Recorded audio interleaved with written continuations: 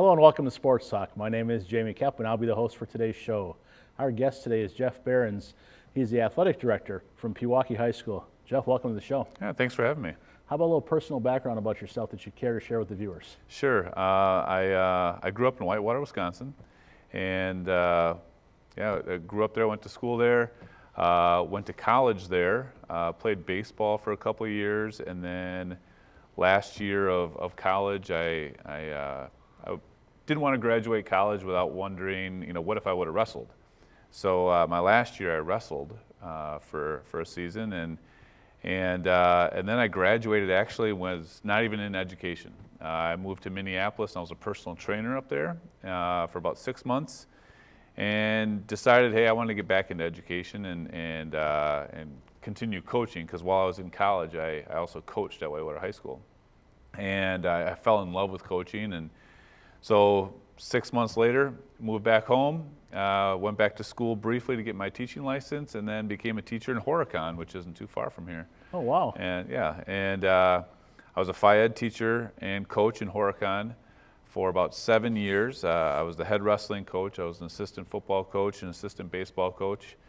And while I was there, I got my administrative license, and then wound up going back to Whitewater, my hometown where I went to college, and became the athletic director, and was there for 8 years in that position. And then I felt it was time to move on, so I took a job in Pewaukee, and I've been there now 4 years. Wow, what a difference. There's so many questions going. Let's just stick to that one. What a difference from Whitewater being smaller, rural, in some aspects of college town though. Yeah. And then going to I would call it almost like a suburban type job. I wouldn't say rural. No. In Pewaukee. Boy, what a difference. We'll have to get to that at length a little bit. What was favorite sport growing up? It was probably baseball. Okay. Baseball or wrestling, depending on the season, I guess. That's usually my answer when people turn that around. I say my favorite season was my favorite sport was whatever season it was. Yeah, for sure. Type thing. Yep. Did you ever envision a career as an athletic director? To be honest, I kind of did. I remember being in a class in college, and I was coaching at the time, and an athletic director came to class to talk about his job and what he did. And I remember being in that class and thinking, hey, that could be something I might want to do someday. And but I want to coach for a while, and then become an athletic director when I'm all done with coaching. But then as things were going, I developed this goal that I wanted to be an AD by the time I was 35, and so at the age of 34, I became an AD. Wow, that's a significant goal. Yeah. When you think about the people that are in our roles as ADs, we all have different backgrounds. I think there's such a positive to a couple different things. One is having been a head coach, and then the longer the season, the more high profile, the different expectations, it makes you such a better AD because you know what someone's going through. Right. Yeah. I see that now on the state level. Like there are some ADs who were never a coach, and you kind of have to remind them, like, hey, wait a minute, like let's look at this through the coach's lens here, and how they're going to react to this decision or whatever it might be. And I think that perspective is pretty beneficial. I think when you look at it, going from the classroom to an administrative position, or going from coaching into whatever administrative position at the same time, as coaches, we revolve around relationships. For sure. And I think sometimes if you go right into this administrative role without the emphasis on relationships, that different perspective or that different lens is pretty easy to get stuck in and kind of only see one way. Right. Yeah, absolutely. And I mean, being an AD, like, you got to have those relationships with coaches, with parents, with athletes. That's a big part of the job. Oh, there's no question. Okay, so Whitewater High School. Then you go to the university. You go to UW Whitewater and play baseball. And who was the same coach that's here now? Nope, that was Jim Miller back then. Okay, so maybe the head coach was an assistant coach. Or not there yet. He was an assistant coach. Okay. He was on the show just maybe about 2 years ago. Oh, really? Came out here, yeah. Vodenovich, yeah. Yeah, I had to phonetically write his last name down. just to get it correct. How did you balance coaching high school while you were a college student? You know, I was really fortunate because I coached all 3 sports, and I had at least 2 of the 3 coaches are now Hall of Fame coaches. Okay. And they were just really good. I did whatever they asked of me. Went to the games, did everything. Ended up being District 6 Assistant Coach of the Year one year, and it was easy because those head coaches were good. They were very organized, structured, had clear details of what they wanted me to do, and ultimately gave me a pretty good blueprint of what I needed to do later on as a head coach. It's funny how the head coaches that you look up to, and for me it was a guy at Cardinals Church. I was an assistant for Denny Fox. And I always tell the story that when I was there, we played Alaska Anchorage on their home floor, and it was a week before the Great Alaska Shootout. So we beat Alaska Anchorage on their home floor. A week later, they're playing the Great Alaska Shootout, and they beat Wake Forest when Tim Duncan was a freshman. Really? So that usually ages myself right there when we talk about Tim Duncan as a freshman in college at Wake Forest. Yeah. But I think those pieces are so important. And what's crazy is they give you the blueprint as a coach, but they naturally, it's a fluid transition to the athletic administrative positions too. Yeah, it was. You know, those head coaches were such a big part of my life. In fact, this past weekend, my former head coach in high school, and then I became his assistant, they just named the high school field after him this past Saturday. So there was a big social and get together and a great turnout. And man, we spent hours just telling stories, old teammates, everything. But those head coaches are just so influential and such a big part of the life. And again, gave that blueprint on how to be a head coach and then ultimately how to be an AD. So transition that into your current role, and you think about the younger coaches, you know, the times of being a 10 or 15 year freshman or JV lower level coach are over. Yeah. Just like it's over to be it used to be a 10 or 15 year run before you were a freshman or JV official, before you got your chance with the varsity. Right. So it's not the best combination now that we have maybe inexperienced coaches matching up with the fast track officials at the same time. So there's not like one better or worse than the other necessarily. But you think about those pieces, how it's so different, how there was such a learning curve and you learned your craft and you had people to bounce things off. Yeah, there is a sense of, I guess, hurry, really, and people are less likely to buy their time and learn their craft before they're ultimately thrust into that head job. But you know, as an AD, it's tough to find coaches too. Sure is. So we're almost forced to fast track some of those younger coaches. We are, you know, just recently. So this show will probably air I would guess probably in May, somewhere in that neck of the woods, just so we don't put too much on, like we name a date of like upcoming week or coming up or something like that.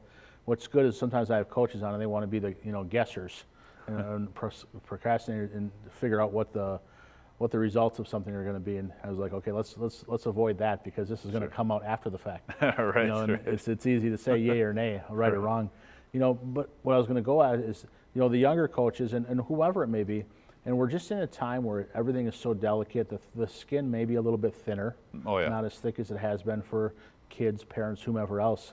But you think about the impactfulness of a coach. It's probably never been more than right now because everything is absorbed and listened to and critiqued. You know, we would have ran through the wall for all of our coaches and never asked, why do you want me to run through the wall? Right, absolutely. Now there's so many other questions that come into play, like explanations. Yep, and that's one thing that I talk to my coaches about is this generation, they need to know why. Why are you asking them to run through the wall? They need to know.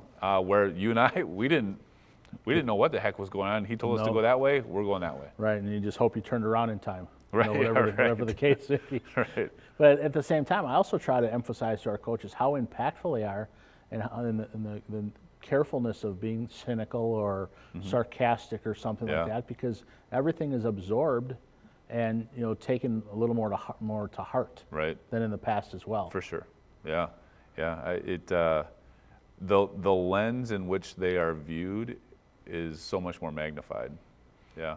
Got to be careful. It sure is, and I think the community piece, you know, is more so involved in the last decade or 15 years than ever before too, because you'd have parents that would be, you know, have their best interests and people will have friends that maybe when their kids were playing for us, we were just kind of maybe neutral in both directions, and then when their kids stop playing for us, you kind of become better friends because you don't have that laser vision or that lens they're looking through, like someone's trying to screw my kid over or something like that. Part of that, I think, is ultimately a result of the growing youth sports too, because so many parents are coaching at the youth level now. There are so many more youth opportunities, and with those opportunities come these coaching vacancies, and so parents are oftentimes feeling like they know what's best. They've been coaching this kid or these teams for years. They know these kids better than the high school coach, and so it almost creates a little bit of I guess I'll say the dirty word entitlement. Right. But and then social media too. I mean, coaches. There's so many more ways to scrutinize a coach. Right. Yeah. And most are so unfair because Yeah. so much time and effort. You think of all the coaches that put in so much time and away from their own families, away from their own parents, taking care as parents get older and whatever it may be, just for the sake of other people's kids because it's their passion. Yeah. I've never met a single coach who has had ill will to a student. I've never met one in all my time. Well, no, and then the only thing that could be perceived is messaging might be questionable. Sure, yeah. It might be lack of experience. I use the example. Thomas More boys basketball had a phenomenal year this year. Had some crazy stuff at the end of the year. Their coach is a close friend of mine for 20 years. He was the freshman coach at Thomas More for 15 years. Really? And then he got a head job at Shorewood and for 5 or 7 years, and then Thomas More, and he was the AD and the coach, and now he resigned as the AD, and now he was the coach and the president, and now he's just resigned as the coach. Sure.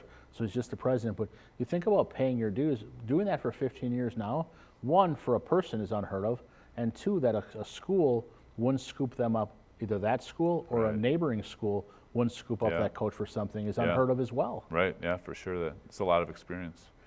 So when you think about the switch back from Horicon to Whitewater, what kind of emotions were there? I suppose a lot of it, was it excitement, weird, odd, awkward, pretty cool, everything? So, yeah, there was a whole lot of everything in there. At Horicon, when I got there, it was a struggling program, wrestling was, and we kind of built that up into a pretty successful program, and then had the opportunity to go back home. So there was the excitement of going back home to Whitewater and becoming the AD and leading a bunch of coaches who I had in high school. But there was also like the bittersweet of leaving Horicon, something I had built, and things like the relationships of the kids I had created, and so it was emotional, but it was also I knew I was taking a big step forward in my career, and so that was just ultimately what I was excited about. I don't think people give a lot of thought to the leaving piece, because as adults, we adjust whatever the case is. The kids, they move on a lot quicker than we do. For sure. We probably think we're a lot more important to them than we actually are, Right. when we leave or something like that. But yeah, there's never a good time. It's always, okay, this next senior class, or I've had this class since 7th grade, or these couple kids you're extra close to, or something like that too. Yeah, but I still get texts from some of my former athletes from way back in my Horicon days. Our girls basketball team was at state this year, and I had a former athlete who now teaches and coaches in Bayport, next to Green Bay. And he texted me during the girls' game. He's like, "Hey, how long are you going to be in Green Bay? I'd love to stop by and catch up." And unfortunately, because our boys were also playing in sectionals, I was going back and forth. But it was great for him just to reach out. Like, hey, he saw that I was in the area, and he reached out to see if we could get together. So stuff like that still warms the heart, I guess. It does, and those are the pieces that that aren't really measurable. Yeah, for sure. Because like now I think we live in a world of, from a school standpoint of, the various levels of measuring, whether it be academic achievement or success, or what's successful for athletics or activities. That's one that's a toughie, because it's hard with relationships to ever measure those. Yeah, absolutely. But they're by far the most important aspect of it. Yep. Yeah. long beyond the wins and losses. It's going to be what they remember as part of their experience, and the coaches who fosters that experience. Yeah. So when you went back to Whitewater, you had those plethora of emotions, a lot of different things. And boy, there must have been some uniqueness the first time there was a meeting, and then it was the person you were screwing around with in the meeting, and now you're in front of them or leading the conversations. Yeah. There had to be a little bit of a deep breath before, or a sigh outside the room before you came in for that. Yeah, it was, there were definitely, I think, the handful of coaches who still viewed me as, the young kid who they coached or they saw in school. But then there was another group that definitely I had earned their confidence. They were either part of the interview committee or they knew who I was through coaching and things like that, where I had earned their confidence coming in. So they definitely helped me get through those first few meetings. Boy, and that's so important too, because as you try to figure out the lay of the land and the various politics as well, because it's so different as a high school kid. Yeah. And then even when you're back coaching in those assistant roles, you're not in there every day in terms of the school day. Right. As well. Yeah. So as time has gone on, and maybe it will be a direct parallel between Whitewater and Pewaukee, how have things either stayed the same or changed in terms of having coaches available within your buildings or districts? Yeah, finding those teacher coaches is more and more challenging, and it's really pressed upon us as ADs to make sure that we are finding ways to educate and train coaches who are not in the building, because they may just not understand how education-based athletics goes. There are certain rules, there are certain things that we have to follow, and so I almost treat all of my coaches as non-teacher coaches. Okay. And really what that means is trying to communicate as much as I can. That was a big goal this year for me, actually, was to try to increase my communication. But just communicating, trying to treat everybody as a non-teacher coach. I think at Pewaukee, I think we're about only 40% teacher coaches and 60% non-teachers. Well, that's a pretty small amount there. Once again, our guest, Jeff Behrens, he's from Pewaukee High School, is the athletic director, formerly at Whitewater. When you think about when you take that approach, you probably don't miss any holes then. When you take that approach, as if everyone's a non-teacher coach. Yeah, I hope so. In terms of the training, yeah, in services, or just the messaging. Yeah, and it's certainly easier with having somebody in the building for sure. But the life of a teacher has also gotten busier. There are more expectations of our teachers, and so they don't necessarily have the availability that they might have had in the past either. Right, and I think the tenure for teachers that are coaching is obviously much shorter in a number of ways too, and that could be from starting families or graduate school or different things like that, because so many things are dependent or leveling up and dependent upon the school district or whatever professional development. Because the last thing you want for someone coaching is to feel like that's one more thing on their plate. Yeah, and I try to be cognizant of that too. Like, I try to offer a monthly coaches meeting. So at the second Monday of every month, just for an hour, never more than an hour. I try to send out an agenda ahead of time, but and it's optional. If you see the agenda and there's something that interests you, come to the meeting. But I always kind of feel bad about having these meetings. Like, I don't want to pull you away from your family one more night and things like that. And coming out of COVID, it's been pretty tough to get these monthly meetings back up and running. But it is something that I struggle with. We have to have some meetings. We have to have this communication and to unify our athletic department and all that. But it's tough because I know there are families and time and all that kind of stuff. How is the correlation both at Whitewater and Pewaukee, not against each other, but just the correlation for coaches? Were there more at Whitewater that coach more than one sport because of the size, or maybe with Pewaukee? How did that work out? Yeah, at Whitewater there were probably a few more coaches who coached multiple sports. I don't have, boy, I'm just even trying to think of, only a couple at Pewaukee do that. Okay. Yeah. Mm-hmm. I think that's one of the best things from a standpoint, when you're able to have it, Mm-hmm. is one of the best things to have the overlap, because there's your promotion of your multi-sport athlete Yeah. naturally Yeah, for sure. versus the club this or the club that and the separation in the off season Yeah.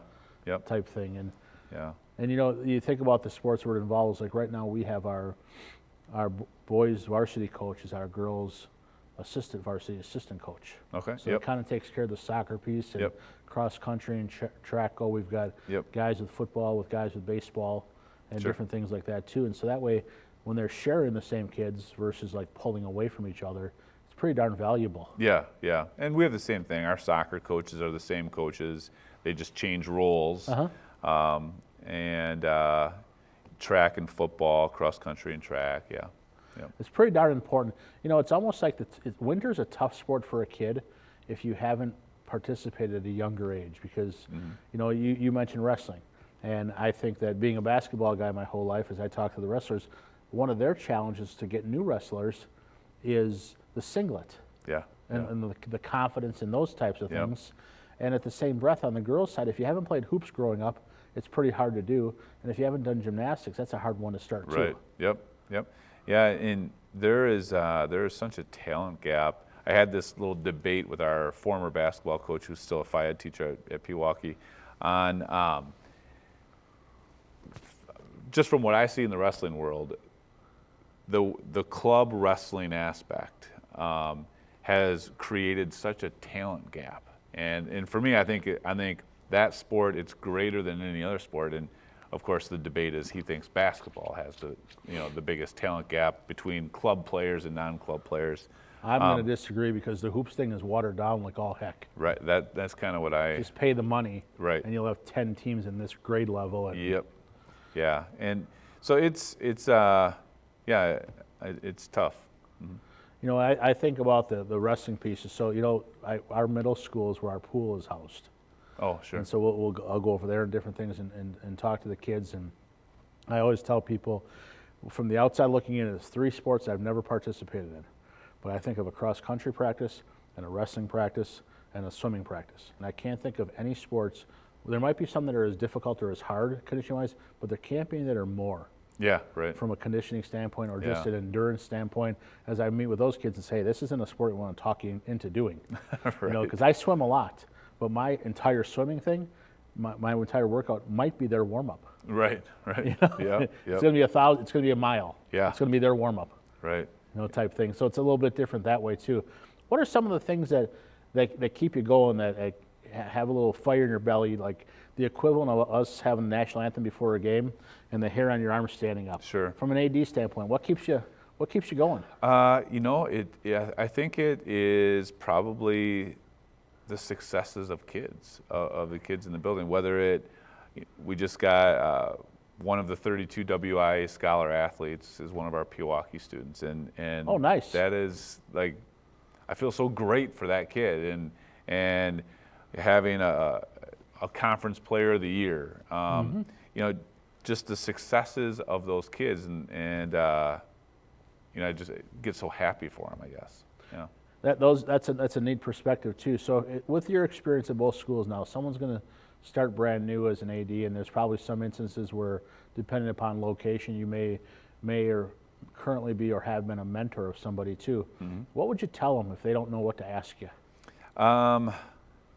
You know, that's a great question, because so many people have asked, you know, like, what do you do in your job? What do you do? And I have a hard time answering that. I say, what don't we do? Right. Every day is different. Every day is different. You know, you can walk into a day with a to-do list, and that to-do list might triple by the end of the day, and you won't have crossed off anything. Right.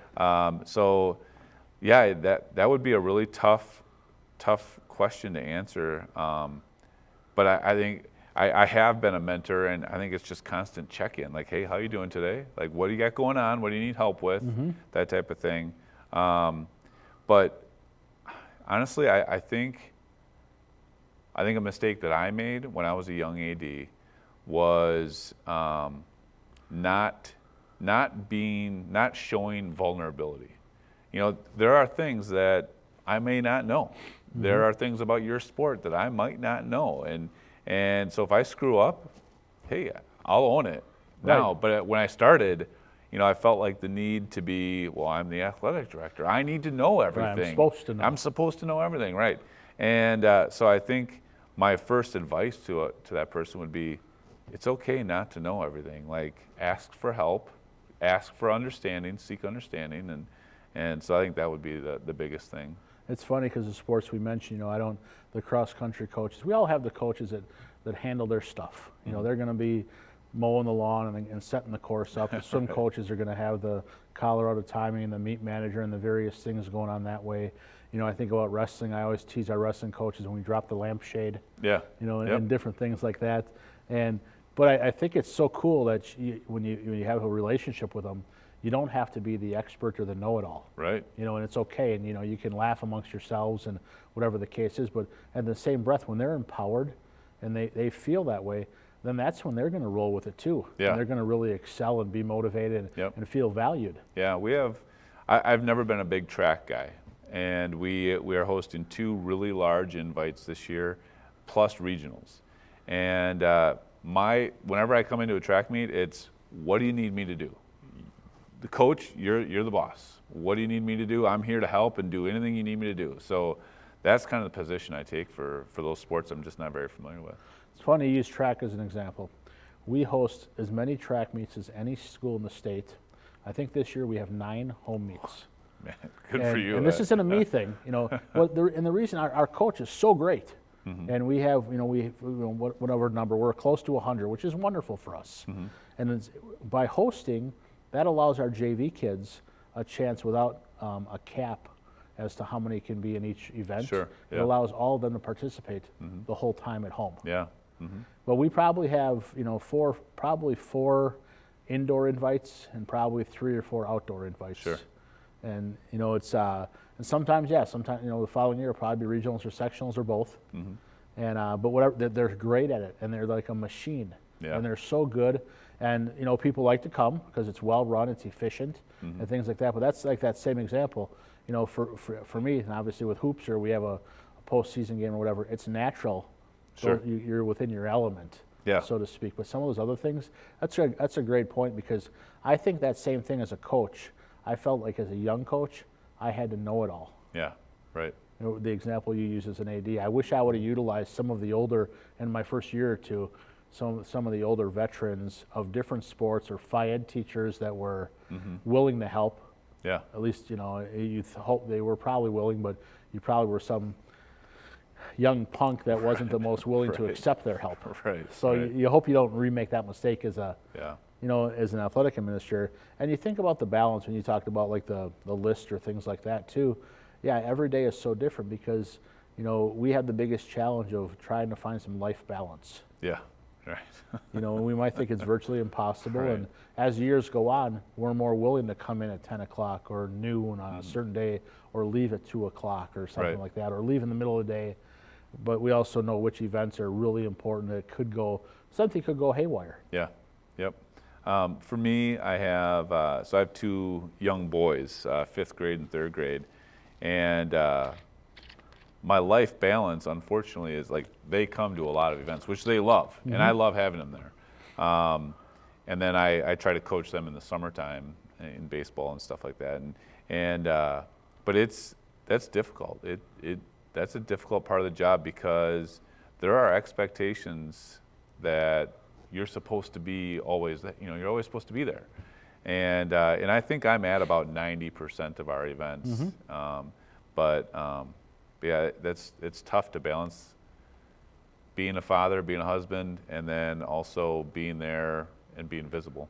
You know, as we wrap the show up here, the next 30 seconds or so, we want to end on a positive note, not the difficulty of us failing miserably at life balance. Right, You know, right. We almost have to keep. We almost have to keep in mind the impact you make. It could Yeah. be the modeling you're showing your own kids. It could be the modeling you're showing students right now of like, wow, I really could maybe do that someday. Sure. Not because it's easy or the perception, but because it's impactful. Yeah, At the same absolutely. time, those are pretty exciting things for us to kind of hang Yep. on to, and not just the student successes, but the participation, the smiles, and the memories they're making. Yeah, for sure. As for are sure. important as anything.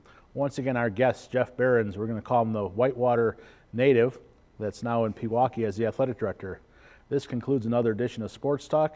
Until next time, keep talking sports. Jeff, thanks for All right. being here. Yeah, thanks for having me.